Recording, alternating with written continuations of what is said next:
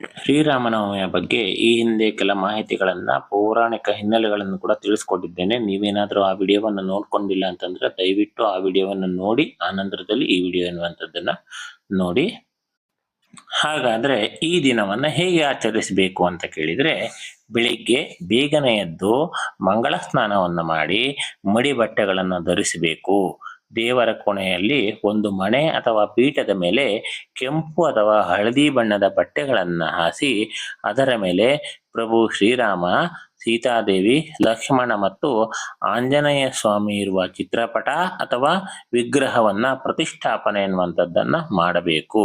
ಮೊದಲು ಗಣಪತಿ ದೇವರನ್ನ ಸ್ಮರಿಸಿ ನಂತರ ದೇವರ ಮುಂದೆ ತುಪ್ಪದ ದೀಪವನ್ನ ಹಚ್ಚಬೇಕು.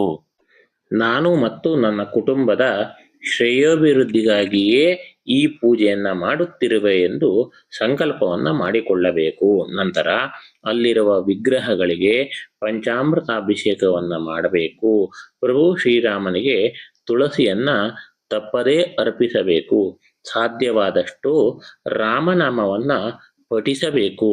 ರಾಮರಕ್ಷಾ ಸ್ತೋತ್ರ ಅಥವಾ ರಾಮಾಯಣದ ಕೆಲವು ಅಧ್ಯಾಯಗಳನ್ನ, ಅದರಲ್ಲೂ ವಿಶೇಷವಾಗಿ ಬಾಲಕಾಂಡವನ್ನ ಓದುವುದು ಬಹಳ ಶ್ರೇಷ್ಠ. ಕೆಲವು ಕಡೆಗಳಲ್ಲಿ ಯುಗಾದಿಯಿಂದ ಪ್ರಾರಂಭಿಸಿ 9 ದಿನಗಳ ದೀರ್ಘಕಾಲ ರಾಮಾಯಣ ಪಾರಾಯಣವನ್ನ ಮಾಡಿ 9ನೇ ದಿನ ಶ್ರೀರಾಮನವಮಿಯಂದು ಶ್ರೀರಾಮನ ಜನ್ಮೋತ್ಸವವನ್ನ ಆಚರಣೆ ಎನ್ನುವಂಥದ್ದನ್ನ ಮಾಡುತ್ತಾರೆ. ನಮ್ಮ ಸಂಪ್ರದಾಯದಂತೆ ಪ್ರಭು ಶ್ರೀರಾಮನಿಗೆ ಬೆಲ್ಲದ ಪಾನಕ, ಮಜ್ಜಿಗೆ ಹಾಗೂ ಹೆಸರು ಬೇಳೆ ಕೋಸುಂಬರಿಯನ್ನ ನೈವೇದ್ಯವಾಗಿ ಅರ್ಪಿಸಲಾಗ್ತದೆ. ಮಧ್ಯಾಹ್ನ 12 ಗಂಟೆಗೆ ನೈವೇದ್ಯವನ್ನ ಅರ್ಪಿಸಿ ಮಂಗಳಾರತಿ ಮಾಡುವುದು ಅತ್ಯಂತ ಶುಭಪ್ರದ.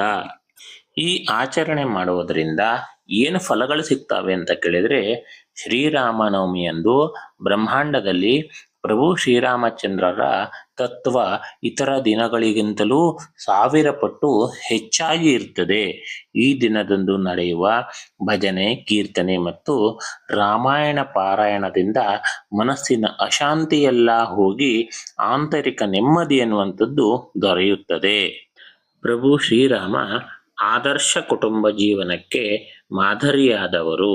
ಈ ದಿನ ಶ್ರೀರಾಮ ಮತ್ತು ಸೀತಾಮಾತೆಯನ್ನ ಪೂಜಿಸುವುದರಿಂದ ದಂಪತಿಗಳ ಅನುರಾಗ ಎನ್ನುವಂಥದ್ದು ಹೆಚ್ಚಾಗ್ತದೆ ಮತ್ತು ಕುಟುಂಬದಲ್ಲಿ ಸುಖ, ಶಾಂತಿ ಹಾಗೂ ಒಗ್ಗಟ್ಟು ಎನ್ನುವಂಥದ್ದು ನೆಲೆಸುತ್ತದೆ.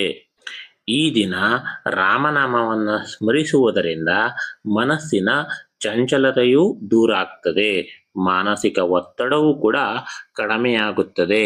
ಎಂತಹ ಕಷ್ಟದ ಪರಿಸ್ಥಿತಿಯನ್ನೂ ಸಹ ಎದುರಿಸುವಂತಹ ಆತ್ಮವಿಶ್ವಾಸ ಮತ್ತು ಧೈರ್ಯ ಎನ್ನುವಂಥದ್ದು ಲಭಿಸುತ್ತದೆ. ಈ ದಿನದಂದು ಉಪವಾಸವಿದ್ದು ಶ್ರೀರಾಮನನ್ನ ಆರಾಧಿಸುವುದರಿಂದ ತಿಳಿದೋ ತಿಳಿಯದೆಯೋ ಮಾಡಿದಂತಹ ಅನೇಕ ಪಾಪ ಕರ್ಮಗಳೆಲ್ಲ ನಿವಾರಣೆಯಾಗ್ತದೆ. ಇದು ಆತ್ಮವನ್ನ ಶುದ್ಧೀಕರಿಸುವಂತಹ ಪವಿತ್ರ ದಿನವಾಗಿದೆ. ಶ್ರೀರಾಮನವಮಿ ಆಚರಣೆಯು ನಮ್ಮಲ್ಲಿರುವ ನೈತಿಕ ಮೌಲ್ಯಗಳನ್ನೆಲ್ಲ ಜಾಗೃತಗೊಳಿಸುತ್ತದೆ. ಸುಳ್ಳು, ಅಧರ್ಮ, ಅಹಂಕಾರವನ್ನೆಲ್ಲ ಬಿಟ್ಟು ಸತ್ಯ, ಧರ್ಮ ಹಾಗೂ ನ್ಯಾಯಯುತವಾದಂತಹ ಹಾದಿಯಲ್ಲಿ ನಡೆಯುವಂತಹ ಶಕ್ತಿಯನ್ನ ಭಗವಂತನು ನೀಡುತ್ತಾನೆ.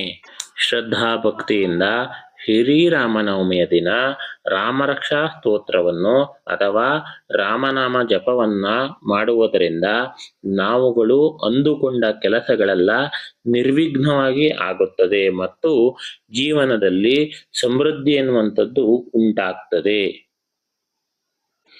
ಈ ಹಬ್ಬವು ಬೇಸಿಗೆಯ ಆರಂಭದಲ್ಲಿ ಬರುವುದರಿಂದ ಪಾನಕ, ಮಜ್ಜಿಗೆ, ಕೋಸುಂಬರಿಗಳನ್ನ ಸೇವಿಸುವುದರಿಂದ ದೇಹದ ಉಷ್ಣತೆಯೂ ಕೂಡ ಕಡಿಮೆಯಾಗಿ ಆರೋಗ್ಯ ಕೂಡ ವೃದ್ಧಿಯಾಗ್ತದೆ.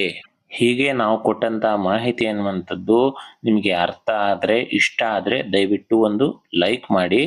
ಈ ರೀತಿಯ ಇನ್ನೂ ಅನೇಕ ವಿಷಯಗಳನ್ನು ತಿಳ್ಕೊಳ್ಬೇಕು ಅಂತಂದ್ರೆ ನಮ್ಮ ಚಾನಲ್ಗೆ ದಯವಿಟ್ಟು ಸಬ್ಸ್ಕ್ರೈಬ್ ಮಾಡ್ಕೊಳ್ಳಿ. ಧನ್ಯವಾದ. ಮತ್ತೆ ಸಿಗ್ತೇನೆ.